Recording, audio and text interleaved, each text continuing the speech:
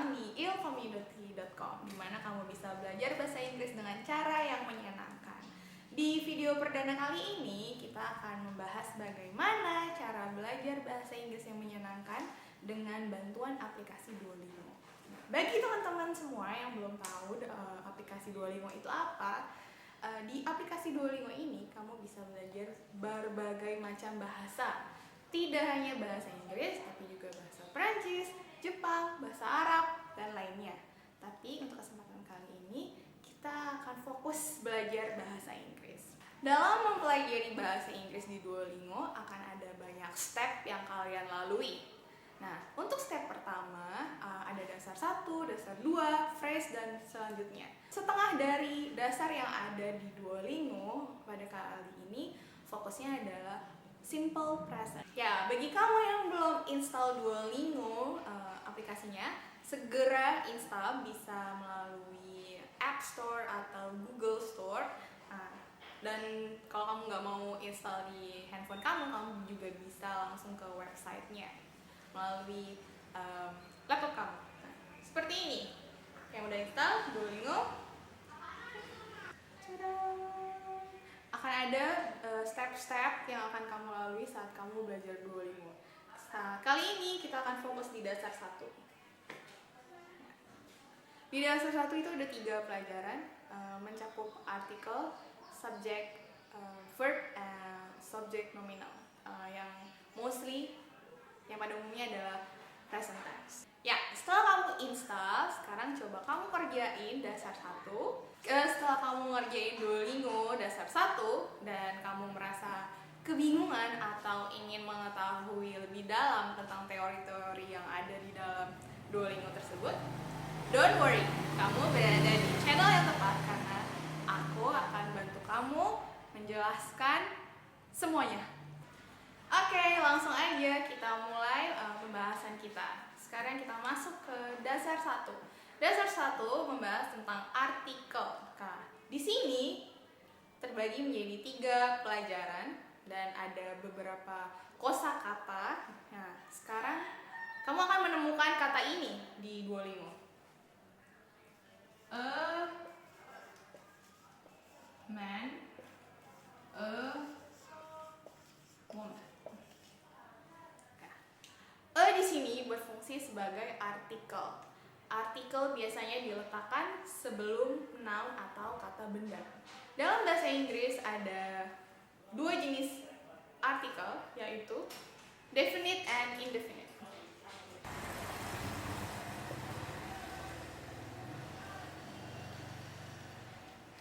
Dalam indefinite ada 2 jenis artikel, yaitu a dan an. Di sini fungsinya adalah menentukan bahwa kata selanjutnya atau benda yang setelahnya adalah tunggal, 1. Untuk membedakan penggunaan atau an dilihat dari, kalau waktu di sekolah pasti kalian melihat dari letternya, huruf pertamanya. Kalau dia huruf mati, selain a, i, u, e, o, itu adalah e.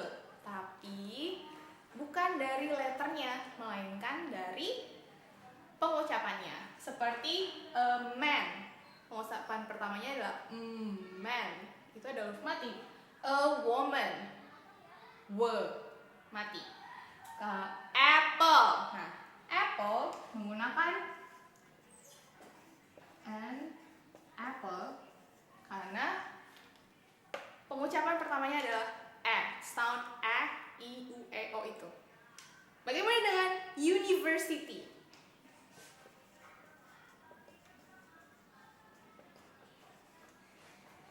Letter pertama termasuk dalam huruf vokal, tapi pengucapannya adalah university. Jadi kira-kira e atau n? Oke. Bagi kamu yang dijawab e, ya kamu benar. Karena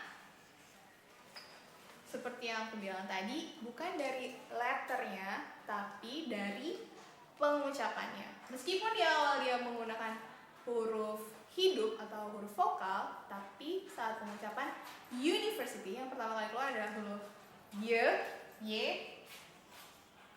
maka dia menggunakan e, bukan n. sini hanya ada satu artikel, yaitu the. Nah, the ini penggunaannya adalah jika kamu sudah tahu barang atau benda yang kamu bicarakan, seperti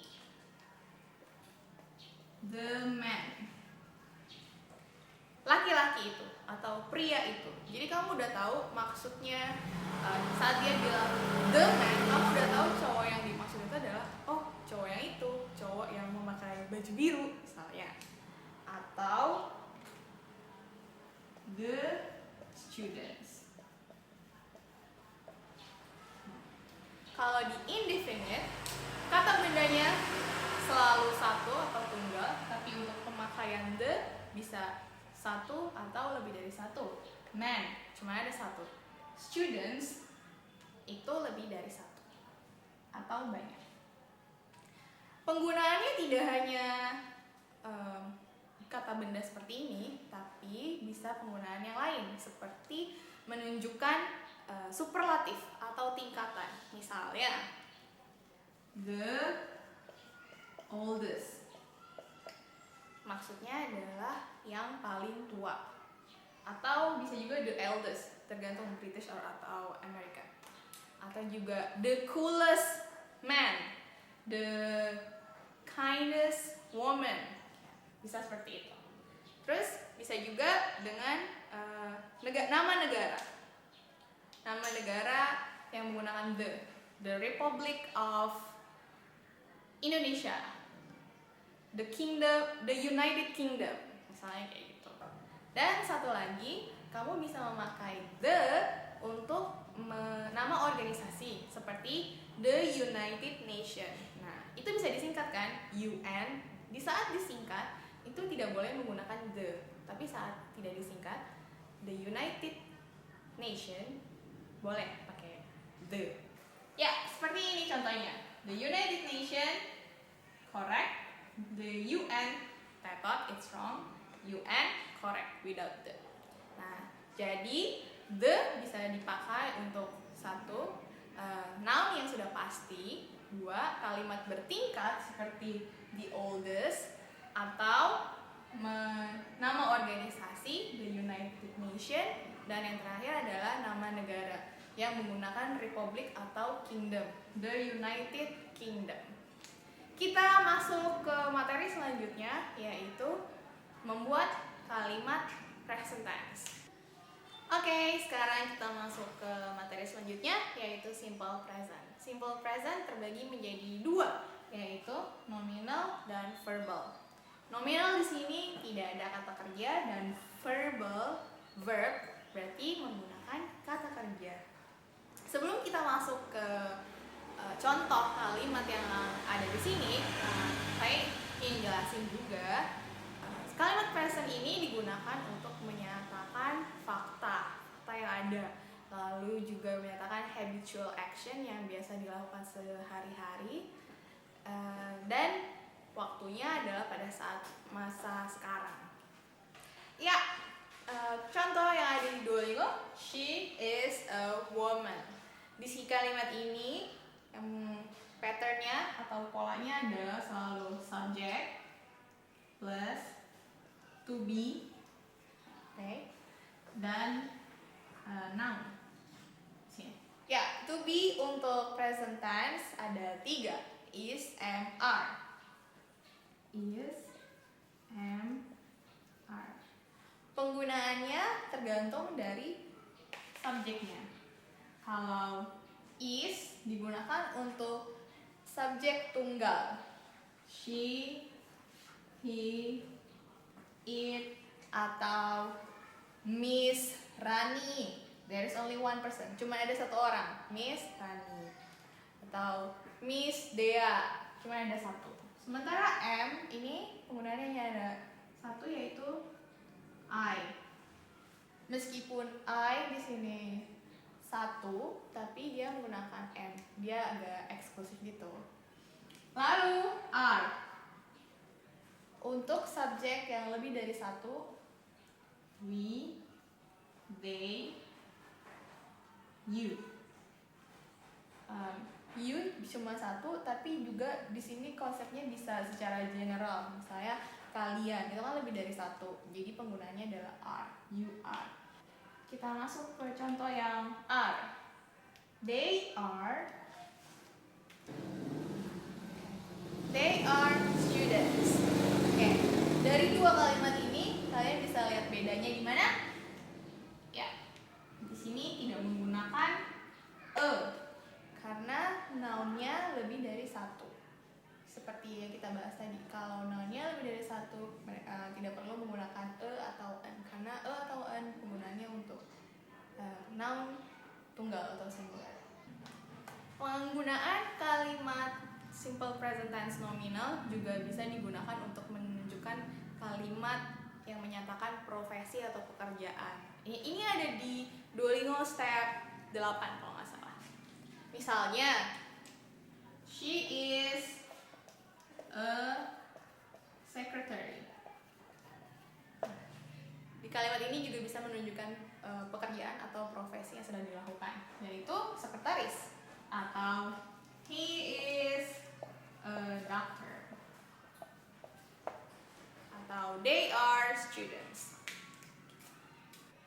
Oke, sekarang kita lanjut ke simple present tense verbal.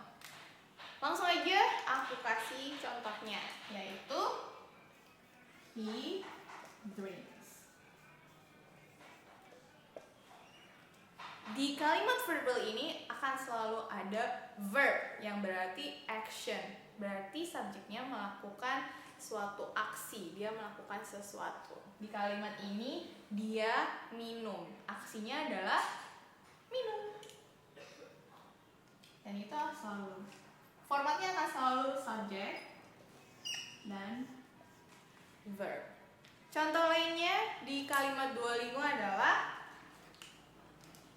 they drink. Sama, subject and then verb. Nah, bedanya di mana? Betul sekali. Di kalimat ini drinknya menggunakan s. Sementara di sini tidak. Ada yang tahu kenapa?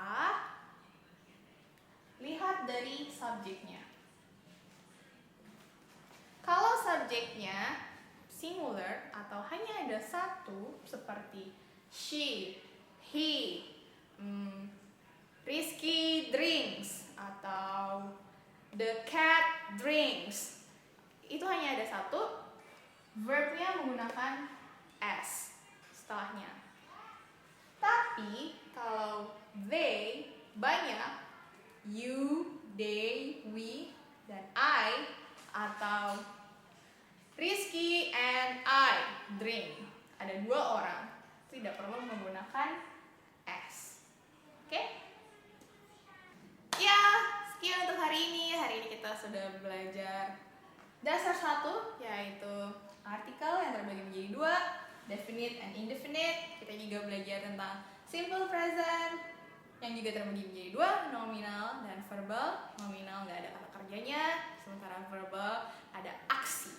Ya, semoga dengan video ini bisa menjawab kebingungan kamu saat kamu mengerjakan Duolingo dasar 1 dan juga nambahin ilmu ya dan info yang sebelumnya belum kamu ketahui. Demikian dari saya.